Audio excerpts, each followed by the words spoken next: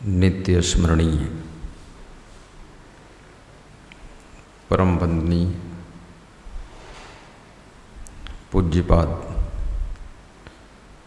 सद्गुरुदेव श्री क्षमादेव जी के सानिध्य में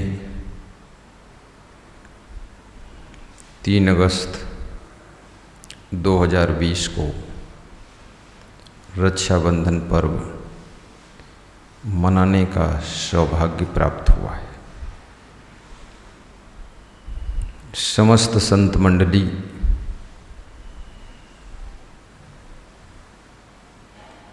कोरोना लॉकडाउन की वजह से तपोभूमि विश्व कल्याण आश्रम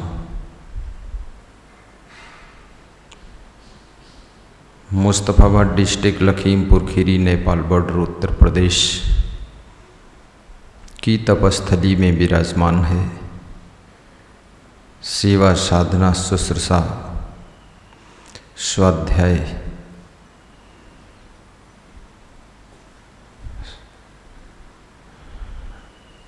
आदि का लाभ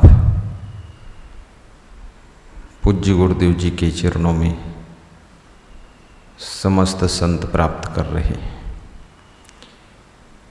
3 अगस्त को रक्षाबंधन पर्व मनाया जाएगा। रक्षाबंधन पर्व का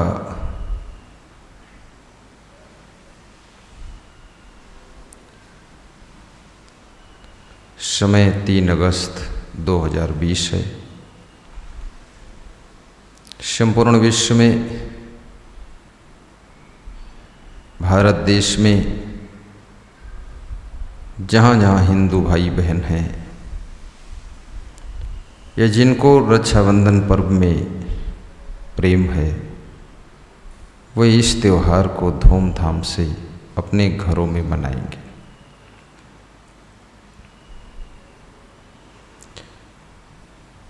अब ये त्यौहार क्यों मनाया जाता है? ये भाई और बहन का त्यौहार है।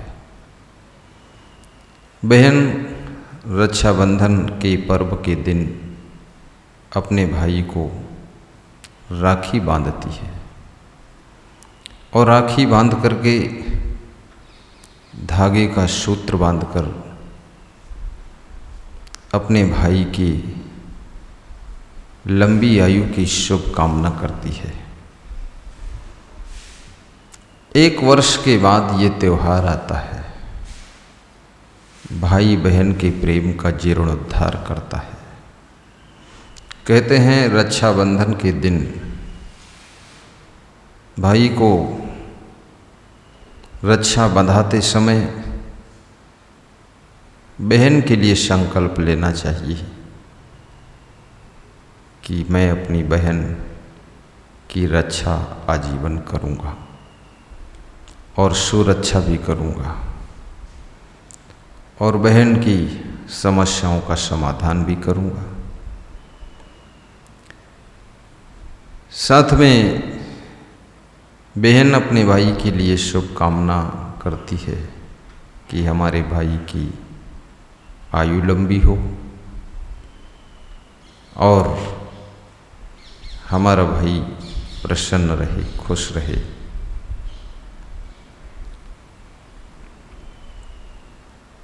पर्व बहुत सुंदर है।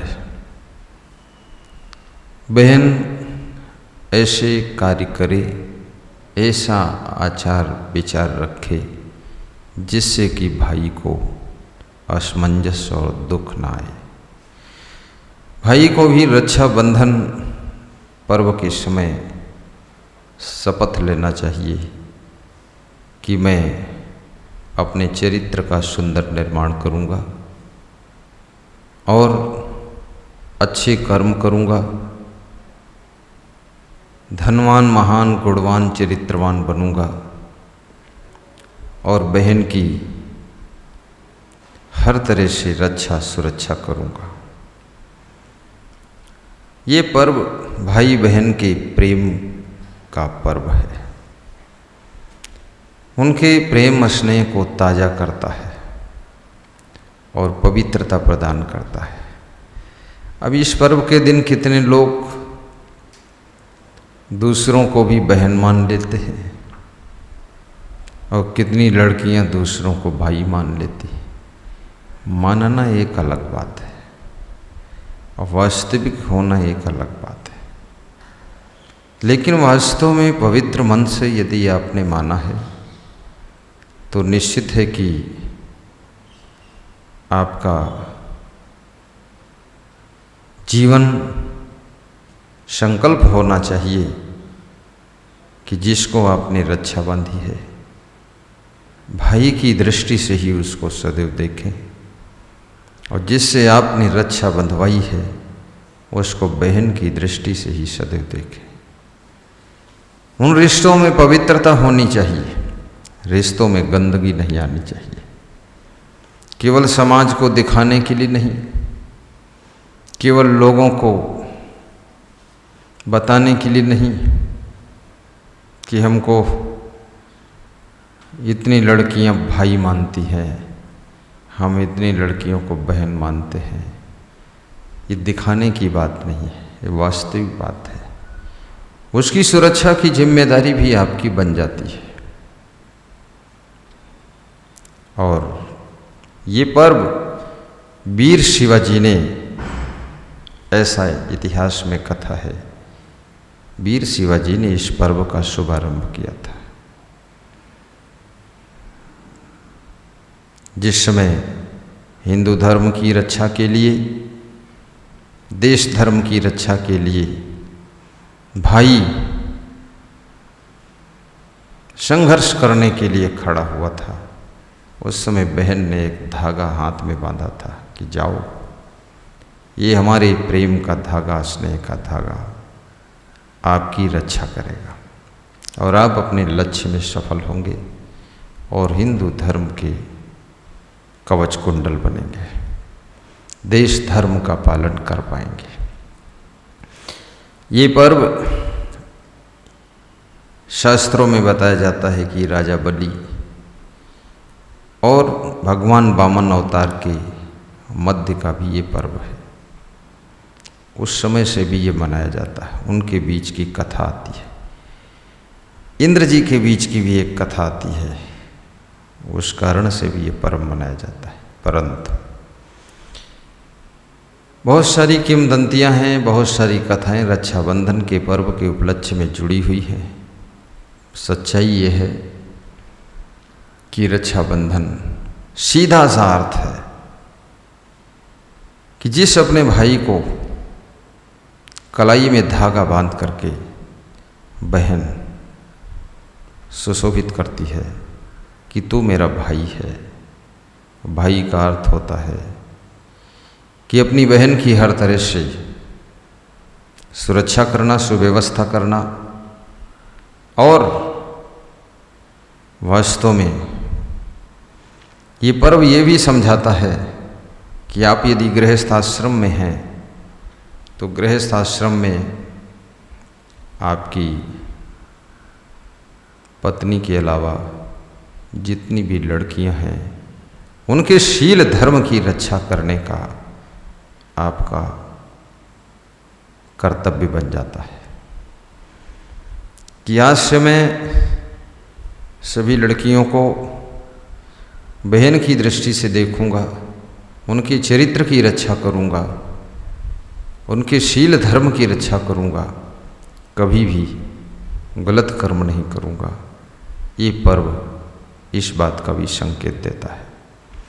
और बहनें जैसे अपने भाई की आयु उम्र बढ़ाने के लिए और हमारे भाई के जीवन में कोई प्रकार का कष्ट, बाधा, दुख ना आए, इसके लिए रक्षा बांधती है, तो सभी बहनों को चाहिए कि अपने भाई के लाइफ में स्वयं ही कष्ट और बाधा का कारण न बने, भाई से लड़ाई झगड़ा न करें, बकवास न करें, प्रेम भाव रखें। और भाइयों को चाहिए कि अपनी बहनों को अल्टसंट बातें मत करें, चुगली चाई न करें, एक दूसरे का घर न बिगाड़ें, तिकड़मबाजी न करें, और भाई के सम्मान की रक्षा, बहन के सम्मान की रक्षा, प्रतिष्ठा की रक्षा भी एक दूसरे को कर्तव्य समझ करके पूरा करना चाहिए। जो लोग संन्यास ले लेते हैं, साधु बन गए, परिवार छोड़ करके संत हो गए, अब उनको क्या करना चाहिए? ऐसे लोगों को, साधु संतों को पूरी देश की माताओं बहनों के लिए ज्ञान के सूत्र का बंधन अपने वाणी के द्वारा, अपने चरित्र के द्वारा, अपने जीवन रहने के द्वारा बांध देना चाहिए। साधु का मन इतना पावन होना चाहिए, उसको अपनी सगी बहन की बात नहीं है, कोई भी बहन हो, XYZ, और कोई भी नारी हो, सबके शील धर्म और चरित्र धर्म की रक्षा के लिए ज्ञान का फार्मूला देना चाहिए। सत्संग के माध्यम से, प्रवचन के माध्यम से, अपने जीवन दर्शन के माध्यम से समस्त नारियों के शील की रक्षा करना ये साधु का धर्म होता है। और समस्त नारियां एक श्रद्धा के सूत्र के द्वारा साधु संत गुरु के प्रति शुभ कामना करती रहे कि हमारे गुरु का वैराग्य सुरक्षित रहे, संतों का त्याग तप ब्रह्मचर्य सुरक्षित रहे। ऐसी पवित्रता के साथ में वह शुभ कामना करें और रक्षाबंधन के दिन पकवान, पूड़ी, कचौड़ी, खीर, सेवई आदि यथाशक्ति अपने घर में बना करके स्वयं भी खाना चाहिए और आने वाले मेहमानों को प्रेम से खिलाना चाहिए। कोई प्रेमी नेमी और आ जाए उसको भी खिलाना चाहिए। और रक्षाबंधन के दिन अपने घर के पशुओं को भी एक एक पूड़ी खिलाना चाहिए। आपके द्वार पर गाय हो, भैंस हो, बैल हो या पाड़ा हो, या आपके द्वार पर बकरी बंधी हो, या कि पंछियों को भी रक्षाबंधन के दिन दाना चुंगा देना चाहिए और किसी भी प्राणी का वध नहीं करना चाहिए, क्योंकि रक्षाबंधन का अर्थ ही है सबकी रक्षा हो। सर्वे भवन्तु रक्षिणा सर्वे सन्तु निरामया, और सब सुखी रहें, सभी प्रसन्न रहें। और गुरु के प्रति शिष्यों को रक्षाबंधन के पर्व के दिन चरणों में बैठ कर के मन ही मन संकल्प लेना चाहिए, या आप जहाँ हैं वहीं पर, कि मैं अपने गुरु की हर तरह से रक्षा करूँगा, छल कपट नहीं करूँगा, षड्यंत्र कोई नहीं करूँगा, मूर्खता के काम नहीं करूँगा, गुरु के सम्मान, प्रतिष्ठा और यश की रक्षा करूँगा, कीर्ति की रक्षा करूँगा। हमारे गुरु ने जो भी इस दुनिया के अंदर करोड़ों नर नारियों को ज्ञान का संदेश दिया है, उन करोड़ों भक्तों के श्रद्धा की भी रक्षा करूँगा, आस्था की रक्षा करूँगा, उनके प्रेम की रक्षा करूँगा, और ये सब पवित्र मन से करूँगा। मन में मलिनता और कोई स्वार्थ, कोई लालच नहीं रखूँगा, निस्वार्थ भाव से करूँगा। तब समझो साधु संतों का रक्षाबंधन पर्व भी सफल है, गृहस्थों का भी ये पर्व सफल है। और ये पर्व सबके लिए बड़ी चुनौती का पर्व है, ये कोई साधारण पर्व नहीं। ऐसा भी नहीं केवल है कि पूड़ी कचौड़ी खाकर खीसे काटते घूमो। ये पर्व आपके संकल्पों का पर्व है, प्रतिज्ञा का पर्व है, प्रण लेने का पर्व है, मन की पवित्रता का पर्व है। गृहस्थ आदमी अपनी स्त्री के अलावा, अपनी पत्नी के अलावा समस्त नारियों में बहन का दर्शन करे, ऐसी प्रतिज्ञा ले, आजीवन संकल्प ले कि दूसरी नारियों में वासना की भावना नहीं लाऊंगा, उपासना की दृष्टि रहेगी, बहन के भाव से देखूंगा, तब ये रक्षाबंधन पर्व आपके लिए शुभ होगा, सफल होगा और आपको शांति प्रदान करेगा।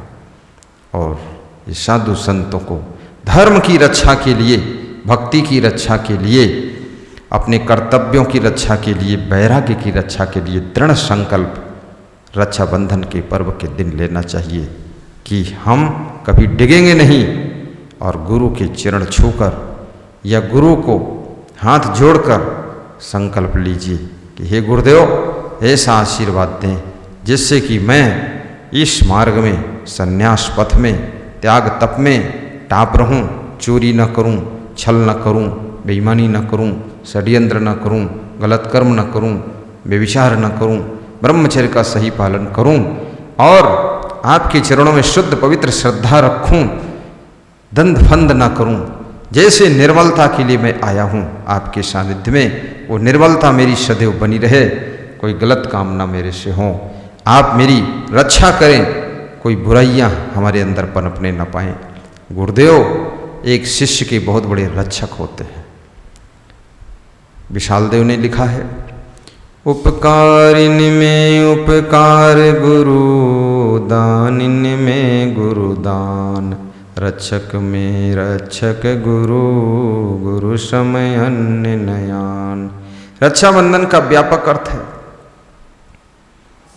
गुरु के समान और कौन रक्षक है, जो हमारे संस्कारों की रक्षा करता है, कल्याण की रक्षा करता है, हमारे अच्छे अच्छे गुणों की रक्षा करता है और हमको ज्ञान दे करके हमारे पूरे जीवन की रक्षा सुरक्षा करता है, उसका नाम गुरु होता है। रक्षाबंधन का पर्व गुरु के लिए, शिष्य के लिए, भक्तों के लिए, सबके लिए ये संकल्प का पर्व है। एक स्त्री को भी अपने पति की रक्षा के लिए संकल्प लेना चाहिए। एक पति को भी अपनी पत्नी की सुरक्षा के लिए आजीवन संकल्प लेना चाहिए। पिता और पुत्र में यही रक्षा का संकल्प होना चाहिए। माँ और बेटे और बेटी में भी संकल्प होना चाहिए। सास बहू के बीच में संकल्प होना चाहिए। ऐसे तो ये भाई बहन का पर्व है, लेकिन हम इस रक्षाबंधन का व्यापक अर्थ अगर देखते हैं तो यहाँ पर एक दूसरे की रक्षा करना ही बंधन का मतलब होता है, बंध जाना, एक दूसरे की रक्षा के लिए कटिबद्ध हो जाना। तो देश की समस्त बहनों को और भाइयों को मैं शुभकामना करता हूँ। कल 3 अगस्त 2020 को धूमधाम के साथ में अपने घर में रक्षाबंधन का त्यौहार मनाइए और बहनें आपके घर में आएंगी, उनको लेने के लिए गाड़ी भेजिए, व्यवस्था कीजिए, अपने घर की पूर्ण सफाई कीजिए। और आजकल तो रक्षाबंधन में सूत्र नहीं, बहुत अच्छी अच्छी राखी आती है, 5 रुपये से लेकर के 2 रुपये से लेकर के 10 रुपया, 20 रुपये, 50, 100, 200, 500, 1000, तरह तरह की विचित्र हो, जैसी आपकी यथाशक्ति हो राखी लेकर अपने भाई को बांधें। और भाई का धर्म है कि अपनी बहन को रक्षाबंधन के दिन कुछ गिफ्ट भी दे, उसका सम्मान करे, आदर करे और बहन का आशीर्वाद भी ले। और भाई बहन दोनों पवित्र प्रेम भावना से आजीवन एक दूसरे को सहयोग, सुरक्षा देते हुए जिंदगी जीने का संकल्प भी लें। और रक्षाबंधन के एक दिन पहले ही साफ सफाई कीजिए और रक्षाबंधन के दिन भी सुबह सुबह अपने घर द्वार की सफाई कीजिए। अपने घर के पशु पक्षियों का भी ख्याल रखिए। द्वार पर आए हुए मेहमान को भी प्रेम दीजिए, उसको भी सम्मान दीजिए और उसको स्वागत करिए, खिलाइए पिलाइए और साथ में प्रेम से रहिए। प्रेम का भी बंधन है ये, प्रेम से रहने का भी संकल्प लो। कलह कलेश का त्याग करो, निंदा बुराई का त्याग करो, चुगली चाई का त्याग करो और हिल मिल करके रहो। भाई बहन एक दूसरे की प्रति कोई मन में गठान है उसको भी त्याग करो और कल से यानी 3 अगस्त से फिर मस्त जीवन जीने का संकल्प ले लो। बहुत बहुत धन्यवाद। ये सावन पूर्णिमा का दिन है, सावन का लास्ट दिन है। कल सावन पूर्णिमा होगी, रक्षाबंधन पूर्णिमा के दिन मनाई जाती है और परसों से भादों महीने का शुभारंभ होगा। फिर 8 दिन के बाद कृष्ण जन्माष्टमी मनाई जाएगी, जिसमें कि भगवान कृष्ण का जन्म हुआ था, उसके उपलक्ष्य में कृष्ण जन्माष्टमी मनाई जाती है। हिंदुओं में बहुत पर्व होते हैं और बड़ा धूमधाम रहती है, और हर महीने में कोई न कोई पर्व त्यौहार आता है। किसी किसी महीने में तो 2-2 त्यौहार हो जाते हैं, और त्यौहार के बिना जीवन ऐसा लगता है हारा हुआ है। त्यौहार आता है तो बाहर आ जाती है और सबको अच्छा लगता है। धन्यवाद। जय हो श्री क्षमा देव की, जय हो कबीर देव की, जय हो श्री गुरुमन देव की, जय हो विशाल देव की, जय हो प्रेम देव की, और सभी साधु संतों की जय हो। और मैं सबसे निवेदन करता हूँ, इस पर्व को पवित्र भावना से, प्रेम की भावना से मनाएं, और ये पर्व 1 साल के बाद फिर लौट कर आएगा। 1 साल तक वही ऊर्जा, वो नई ताजगी और बहन के प्रति प्रेम में नवीनता बनी रहनी चाहिए, उसमें कमी नहीं आनी चाहिए। और बहन को भी कोई गलती हुई हो उसको क्षमा कर दें, और भाई से भी कोई भूल हुई उसको क्षमा कर दें, और फिर गलती भूल न करें और अच्छी तरह से रहें, तब ये पर्व आपके लिए सफल पर्व माना जाएगा। धन्यवाद। शुभकामनाएं।